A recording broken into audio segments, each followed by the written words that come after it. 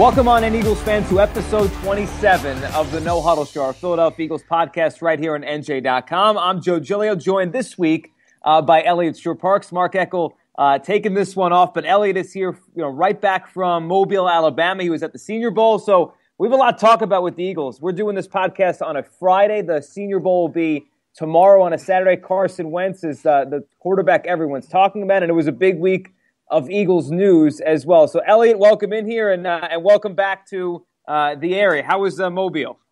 It was good. It was good. And even though, like you said, the game is on Saturday, which is tomorrow, the majority of the Senior Bowl, for all intents and purposes, is over.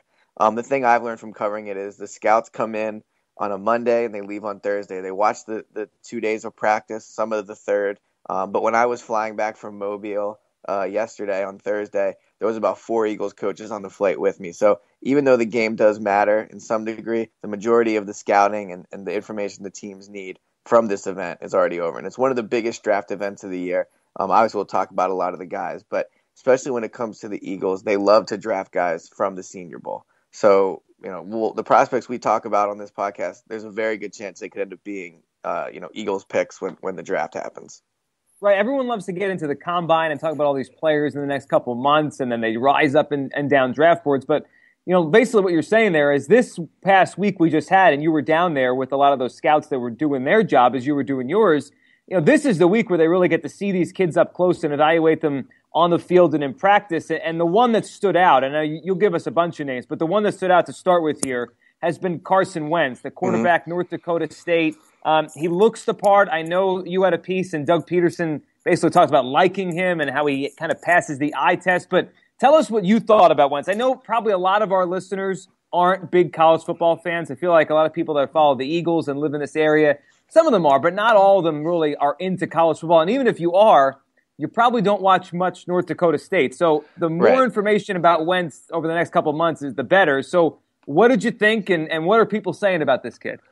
Well, Wentz is definitely the hot name right now. Down at the Senior Bowl, it's kind of the guy everybody was looking at and everybody was talking about. And as you mentioned, 3-4 weeks ago, the majority of people didn't even know who this guy was. I mean, maybe you heard a little bit of him, but a few months ago, definitely nobody knew. So this isn't a situation, in my opinion, this isn't a Jameis Winston or Marcus Mariota. But that being said, the other thing is at the Senior Bowl, the quarterback prospects were not very good. Pardon me, excuse me. The quarterback prospects were not very good. So compared to the other players, Wentz looked awesome, and that was to be expected. I mean, he's got the size at 6'6". I think he weighed in at roughly 230 pounds. He's a big guy. He moves very well, and that was clear after a year of watching Sam Bradford practice and play. It was clear just how much more of an athlete Wentz is. He throws a good ball. When you talk to the different scouts, though, obviously I'm not a scout, but when you talk to the scouts, the things they mentioned were his accuracy, which was impressive. I mean, he completed 64% of his passes over his career at North Dakota State. But one of the biggest concerns with him, obviously, is the fact that he did play at North Dakota State. He didn't face the best competition. One thing one scout told me was that at North Dakota, they run the ball a ton. So a lot of the passes he was making was against 7 guys in the box. He didn't make a lot of throws where he had to anticipate it. Normally his guys were wide open or in single coverage. So those were some concerns with him. But that being said, the things you heard from scouts on Monday about Wentz were a lot different than what you heard on Thursday. I think Wentz had a very good week. He looked a lot better than everybody else. So I think his draft stock definitely rised. Whereas on Monday, you could say, yeah, maybe the Eagles could get him at 13. But at least as of now, we all know it's a roller coaster, it'll go up and down. As of now, people are talking about him going to the Cleveland Browns at number 2. So, a guy like Connor Cook from Michigan State who elected not to come, he hurt his stock by not coming, whereas Wentz absolutely skyrocketed this past week.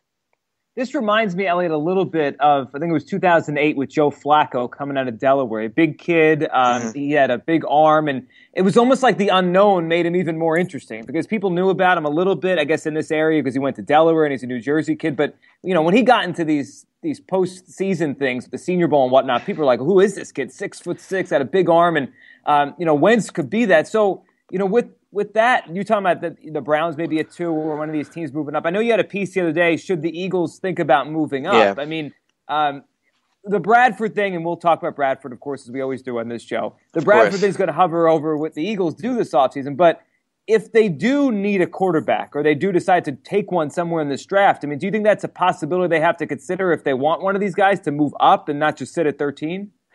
I think there'll be a guy for them at 13 because I think the three guys right now are Goff out of Cal, Paxton Lynch out of Memphis, and then obviously Wentz. So I do think one of those three will be there in my opinion. Now it kind of just depends on who. I mean, some of the buzz down at the Senior Bowl was that the Cowboys, the whole entire reason they coached this game and the reason they requested the roster they did is because they wanted to get a look at Wentz. Now, would the Cowboys draft a quarterback? That's a tough question because on one hand, Romo's going to be playing for them next year and probably a year after that, I would say.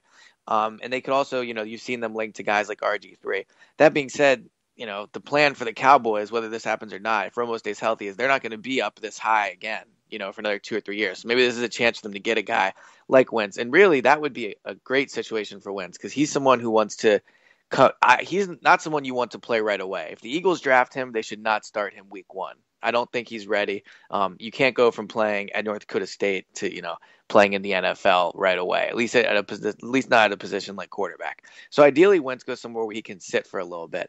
Now, the question is, as you mentioned, is Wentz a guy where the Eagles, coming off of last year where it was Marcus Mariota and it was do the deal and it was do whatever it took. And I agreed with all that. You should do whatever it takes. Whenever you can find a guy you think is the franchise guy, you should do whatever it takes to get him. So if the Eagles think that about Wentz, if their evaluation process leads them to that, then clearly, yes, they should trade up for Wentz and do whatever it takes. In my opinion, though, after watching Wentz for 2 days, I watched 3 of his games yesterday on tape, and I had the chance to talk to him one-on-one for about 15 minutes this past week. In my opinion, he's not somebody where I would pay a huge price to move up. I mean, if you're at 13 and he's there at 11 and you want to move up to jump whoever's at 12, then yeah, I think, maybe you give up an extra pick or something like that. But the problem is Eagles already don't have a second-round pick. So if you're talking about moving from 13 maybe up to, I don't know, maybe he gets past the Cowboys at 4 and you want to get him at 5. I mean, or do you want to give up, your 3rd round pick this year and then all of a sudden Wentz is your only pick? I mean, they have 2/3, which helps, but Wentz is, one of your only picks in the first 3 rounds. Or do you want to give up your first next year? I don't think Wentz is in my opinion, that good where you want to fully commit to this guy as your absolute savior at quarterback. Why is that? When you watched him in person, then on tape too, was it? Is it something about his game? Is it the uncertainty of him just coming over? From the level he played out to the NFL. Why? Yeah. Why not? Because a lot of people like him, but why don't you like him to the point where you'd give up? Because last year we talked and we were both in the camp that look, if Marcus Mariota is going to be this good, and we both thought he'd be really good, and it looks like he's going to be, and he has been, right? And Winston's the same thing. I mean, the Eagles really weren't in on that, but same thing. Those two look to be special quarterbacks. Why isn't Wentz that to you right now? Well, from watching him in person, I think he does come across good. I mean, like if I hadn't spent time watching 3 of his games on tape, then my opinion would probably be a little different. Because when you see him in person, he's big, he moves well, he throws, in my opinion, a good ball. I mean, he's got a quick release, all those things. But when you watch the tape, I saw him miss a ton of throws down the field. I don't think I saw him complete one deep pass. He was consistently overthrowing guys. He seemed to hold on to the ball too long in the pocket, even though he does have an actual quick release, but he seemed to hold on to the ball. I mean, I will say he is a good athlete when I watched. He's got good balance. I mean, he had a few long runs, but my question is he going to, when he gets to the NFL, is he going to be able to get to the corner against NFL athletes? He's not a Marcus Mariota type of athlete where you feel confident about his speed and his ability to get to the corner against anybody. I'm not sure I feel that way about Wentz. But the other thing is, just from talking to Wentz, I mean, I don't want to come at this guy's personality because I'm sure he's like a nice guy, but he just didn't, to me, I didn't walk away feeling like this is the guy. This is your franchise quarterback. Now, granted, Marcus Mariota certainly last year, people had questions about his personality. And, maybe last year was an extreme with Winston, who is one of the better natural-born leaders, I think at least, when it comes to quarterback. And you have Mariota, who was much more soft-spoken. But the difference is Marcus Mariota was, a Heisman winner who was, dominated some of the best college football teams in the league for a long time. Wentz is someone who's coming from North Dakota State, so I didn't really see those intangibles with Wentz that I would have liked to see. So that's another reason why I wouldn't be blown away with the idea of trading up for him. I mean, I'm even like, if he's there at 13, I'm not 100% sure I would take him, even if he falls. Because in my opinion, you don't just take a quarterback because it's a need. I mean, if they take Wentz and they miss on him, I mean, that's a catastrophic miss. That probably cost Doug Peterson his job. It probably cost Howie Roseman his job. So you don't just take one just because he's the best available this year. You take a quarterback because you're sure he's the guy no matter what. And right now, and we have a few months, and my opinion could change, as will everyone's opinion, back and forth. Right now, I don't feel that way about Wentz when I watch him and when I talk to him.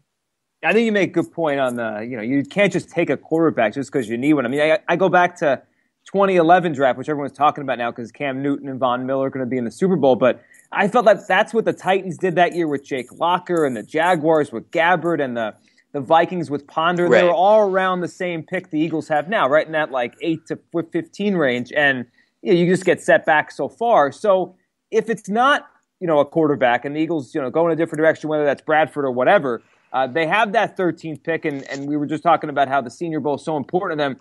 So when you were down there for the week, take people kind of inside what it's like, because I think people wonder what the week is like and what guys like Howie Roseman and Doug Peterson are doing. So when you're doing your thing and you're seeing these guys, I saw you had a picture you put on Twitter the other day of Dan Marino, and he was kind of standing near. Yeah, he was there all week, which is kind of crazy. All right, so Marino's there. So kind of take people into what it's like down there during the week while we're all listening to what you guys are saying. Well, the funny thing about the Senior Bowl is it's in Mobile, Alabama, which is like this tiny town, and so it's not a hopping town. No, there's one bar called Veets, and that's where everybody goes. Like, I remember last year Bruce Arians was there for 5 years. I mean, not 5 years, for 5 hours. It felt like 5 years for 5 hours sitting at the bar.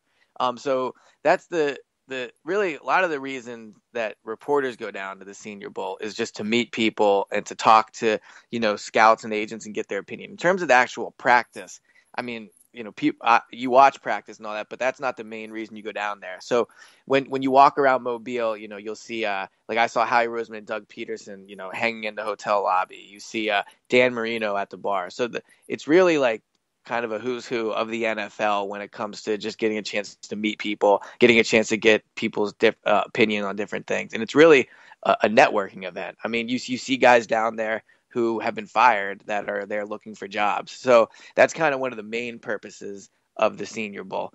Just in terms of, it's the same thing at the practices where they let the reporters walk around basically wherever they want.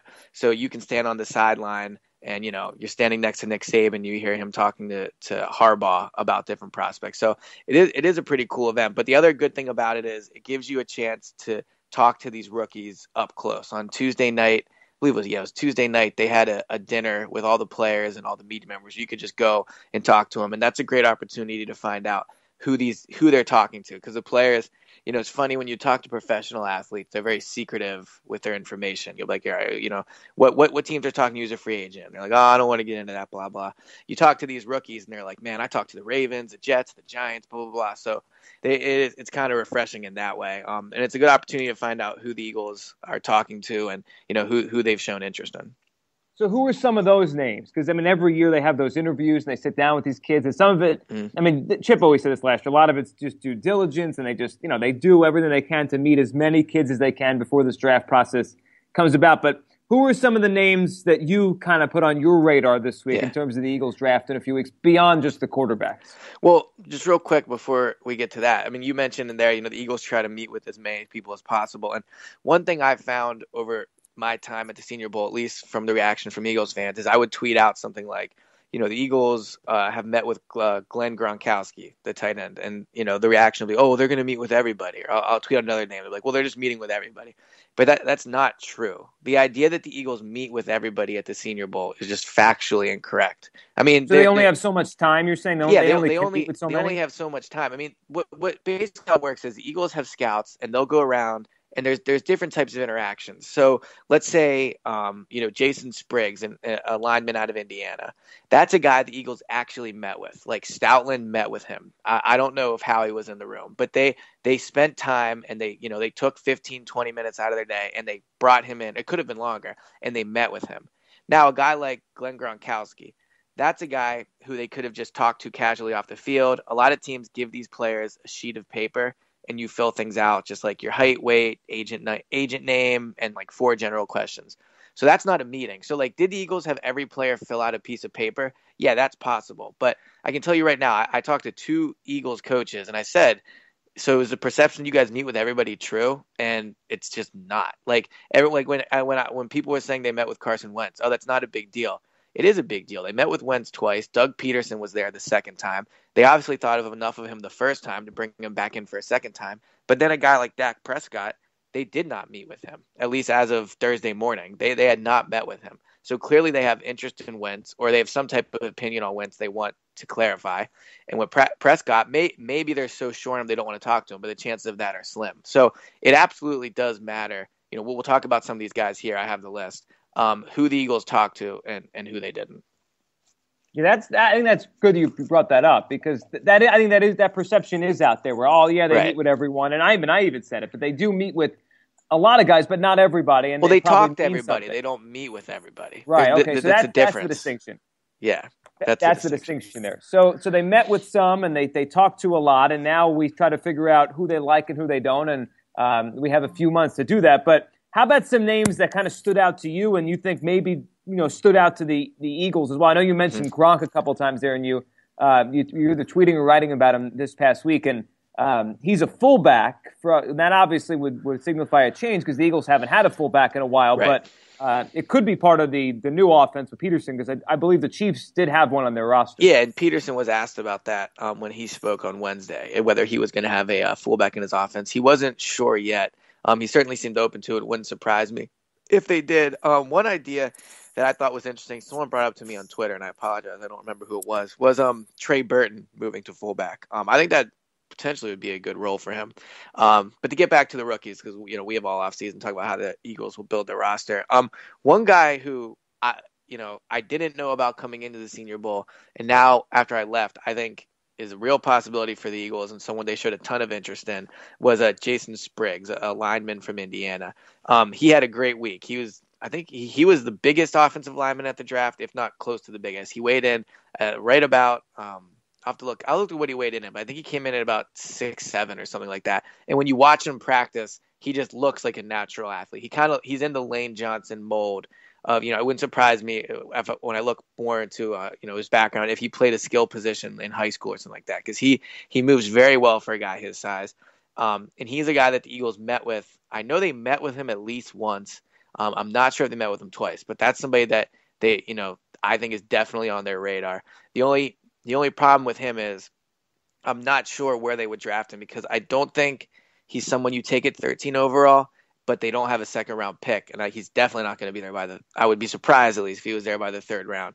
So that's one guy that, definitely caught their interest. And the other thing I noticed from just going around and surveying the players as to trying to figure out who the Eagles met with a ton of offensive linemen, and they met with, basically all the best offensive linemen that were there. Joshua Garnett out of Stanford, he's projected to go late first, early second. Obviously that could change based off his Senior Bowl performance.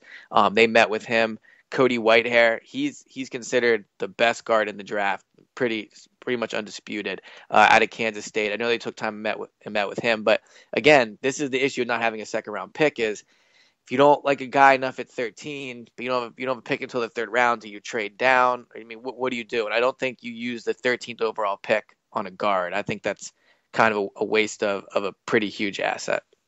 Yeah, that would it'd probably be a tough sell just, for fans too on draft night, because, you don't have a second round pick then. So for the first couple days as you're evaluating this thing, getting excited, it would be a guard and nothing else. But look, if that's the best player, they'd have to go down that road and make that decision. But the offensive lineman, that's clearly outside of quarterback, and we'll get into some stuff that happened with the team this week. But that seemed to you like where they were putting their attention this week, because that seems to be where, I think everyone would say they have to draft at least a couple offensive linemen this year because they haven't done it in 2 years.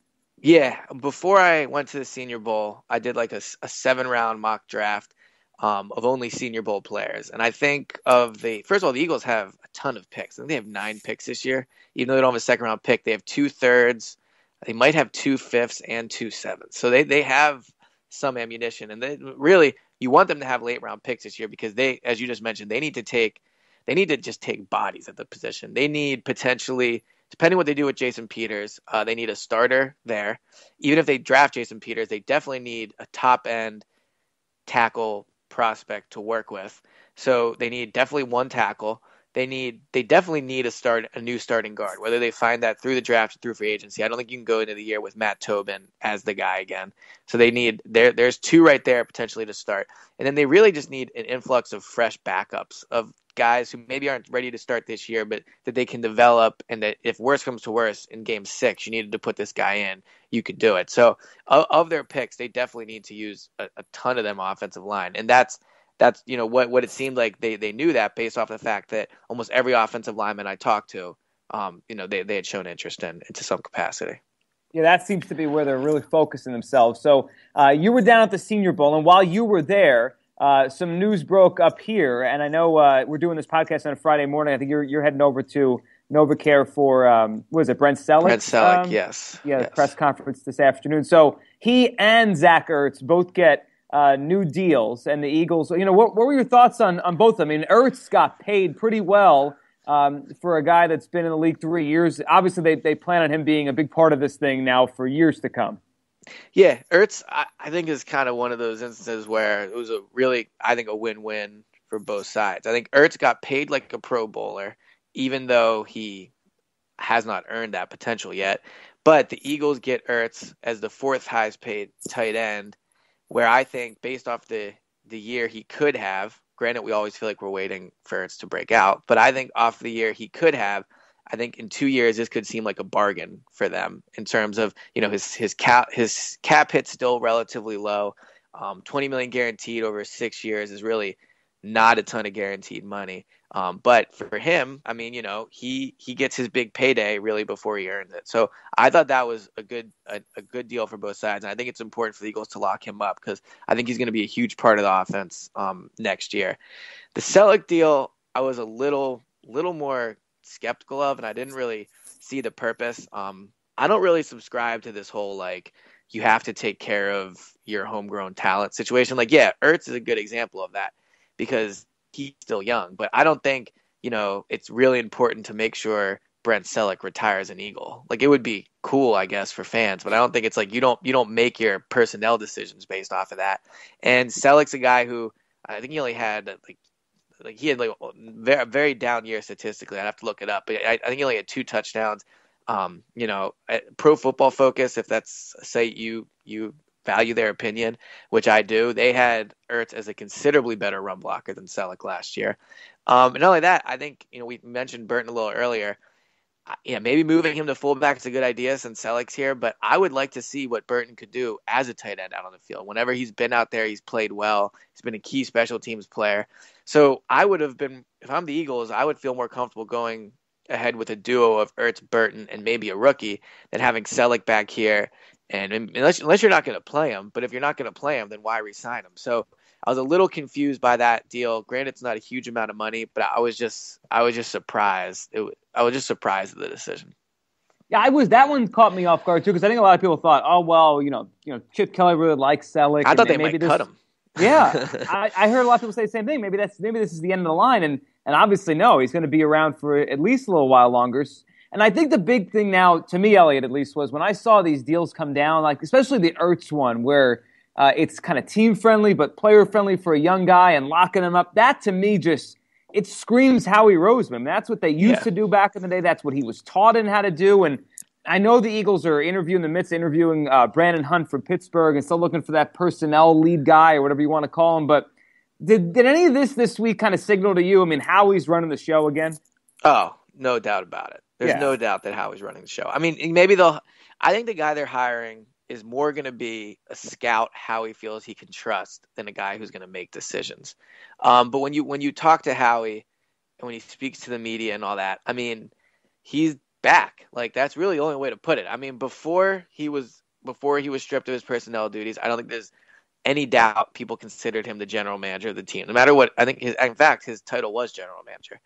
But now that Chip's gone and Howie's back, he's clearly back in the role of power. I mean, he's the guy that's going to be making the decisions. He's the guy that's handing out these contracts. Now, the Ertz is something that could have gotten done anyway, because I know Chip liked him a lot and it makes sense. But like the Selleck deal probably doesn't happen if Howie's not back.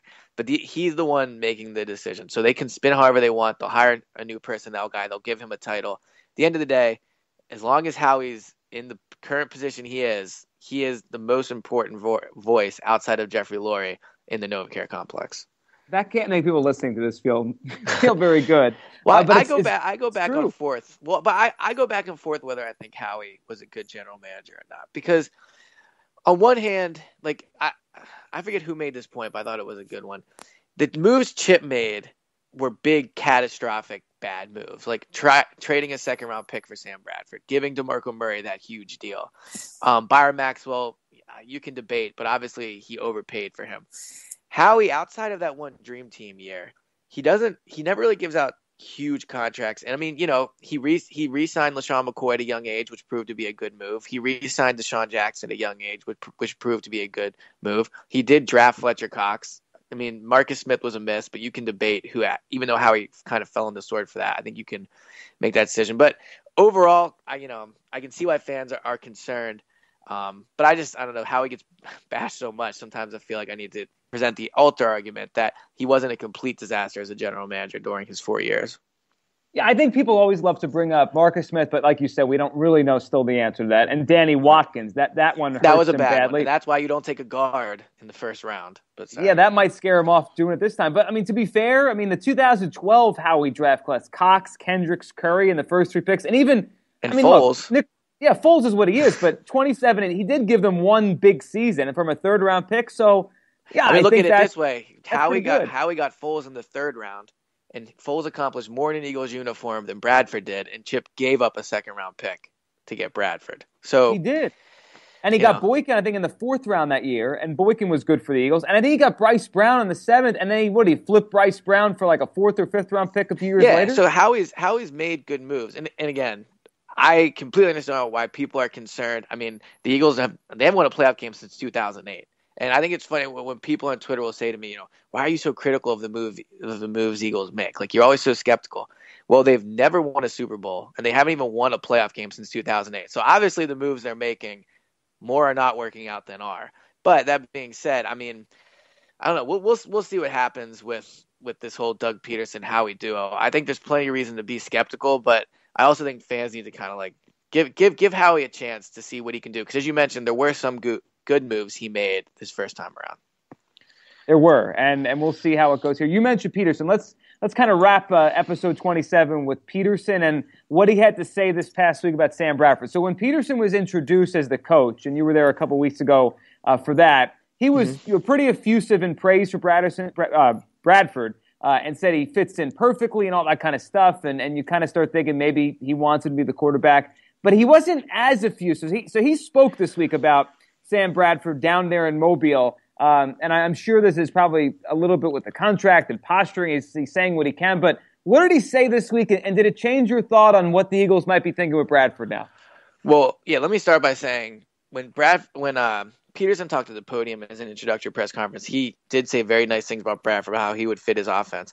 But then off the podium, when he spoke to just the writers for a little bit, the two things he mentioned that to me really stood out were one of the reasons the Chiefs liked Alex Smith was because of his win-loss record. And I know fans don't want to hear that that's a stat, but it does matter for quarterbacks. And Sam Bradford has a terrible win-loss record. So that's something to me like a look into how Peterson's thinking that would not favor Bradford. And then he also mentioned the fact that the cap is going to play a role into who they sign. And, you know, what people expect is that Bradford's going to cash in big time. Maybe he won't end up doing so, but if he, you know, there was reports Bradford asked for $25 million. I don't think Peterson thinks enough of Bradford to pay him that. So that's what kind of the message was to me going into the Senior Bowl. Like, they like Bradford, but they're not really in love with him. And that was more the message too. It just reinforced it when Peterson talked a few days ago at the Senior Bowl. I asked him flat out. I said, "Have you guys made a decision whether you want Bradford back or not?" And obviously, he's not going to say, "Yeah, we already re-signed him." But Chip Kelly said, "Yeah, I want Bradford back. That's what I want. That is a decision. Internally, we want Bradford back." He was clear about that at the podium. When I asked Peterson a few days ago the same question, he said they did not know. He said he wasn't sure. And Howie said the day before when he talked that they were still evaluating different. They were gonna, when it came to Bradford, they were gonna evaluate the free agents. They were gonna evaluate the draft. So at this point, even if Bradford's back, I don't think this is a situation where he was the guy all along. They were sure about it. I think Bradford's gonna be back if his price tag drops, and if Bradford looks around and says Eagles are my best situation, and for the Eagles, Bradford will be back if they don't find a rookie they like, or if they think they won't be able to get the guy they like, or if they can't find a better option in free agency. But I just think the message from the Eagles these past days was, like, when it came to Bradford, was they could live without him. And in my opinion, if you feel that way about a quarterback, then he's not the guy. If Bradford's not worth $20 million to you, I don't think he's worth 13. I mean, if he's either or he's not. And if he's not the guy, then go with the young rookie and roll the dice, in my opinion. Yeah, I'm with you. I mean, for next year, just for next season, he's probably the best option because he's confident at this point, and the rookie would need some time. But long term, that has to be the way you think about a quarterback, right? Because everyone likes talking about the money with these quarterbacks and how much Bradford would make. But if you think he's that good, or they think he's that good, then you make everything else work around him. I mean, there are a lot of quarterbacks in the NFL that maybe are overpaid, but their team believes in them, and they say, all right, we'll make it work around them because we love this guy. If the Eagles don't feel that way, then the Bradford thing's probably going to end, or it should. Right, and I mean, like you said, there's quarterbacks in the league that you can debate how good they are, but, a guy like Blake Bortles, who had a better year this year, the Jaguars are clearly all in on Blake Bortles. But I just think with Bradford, that's not the vibe, and this is, again, what they're saying publicly, but I think behind the scenes as well, I hear the same type of things, that they're just not enamored with Bradford. And fans will say, well, he's their best option at winning next year. Well, Bradford's never made the playoffs, so it's not like you're giving up a shot at the playoffs. They could re-sign Bradford for $20 million a year and not make the playoffs the next 3 years. I mean, that could happen. So you're not bringing in an Aaron Rodgers type of guy. Whereas we've talked about Wentz a ton. I don't know how Wentz will turn out, but at least he's a guy that you don't know. I mean, there's untapped potential there, and so I think. I think that's what intrigues the Eagles, is they want to see what else is out there, what they could potentially have better than Bradford. I don't think they've completely shut the door on re-signing Bradford. And also, Peterson says, yeah, Bradford told me he wants to be back. And then in the next breath, he says, but we're not sure we want him. Not really sure if I'm Bradford how I feel about that. I mean, you're like airing out what I told you on the phone.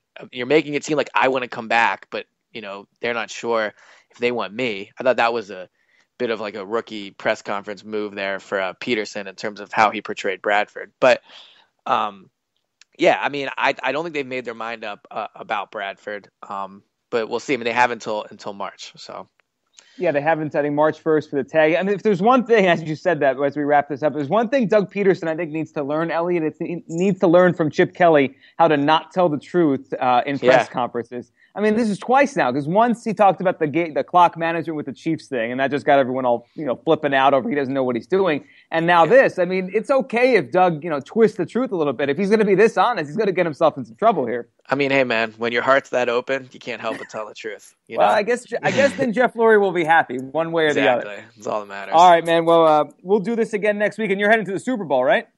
Leaving for the Super Bowl on Monday. I'm excited for a week of Eagles talk about how they're going to win the big game. So it'll be good. That's right. It's a big game. They're preparing. Chip Kelly has the Eagles ready to go. Sam Bradford, this is his moment. This is his moment right here. Everyone saw it coming. So from 7 and 9 to the Super Bowl, the Sam Bradford. Show. All right, Eliot, have a good one, and we'll catch up next week. Safe flight out to San Francisco. All right, talk to you soon. And thanks to all of you for listening to episode 27 of the No-Huddle Show, our Philadelphia Eagles podcast, right here on NJ.com.